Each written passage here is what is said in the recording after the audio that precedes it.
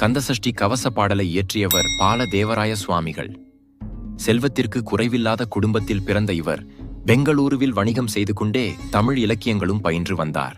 முருகன் மீது தீவிர பக்தி கண்டவர். ஒருமுறை பாலதேவராயருக்கு தீராத வயிற்று வலி ஏற்பட்டது. எவ்வளவையா சிகிச்சை அளித்தும் வலி சரியாகவில்லை. இதனால் திருச்செந்தூர் கடலில் விழுந்து தற்கொலை செய்து கொள்ளலாம் என்ற முடிவுக்கு வந்தார். பாலதேவராயர் திருச்செந்தூர் வந்த சமயத்தில் அங்கு கந்தசஷ்டி விழா துவங்கியிருந்தது.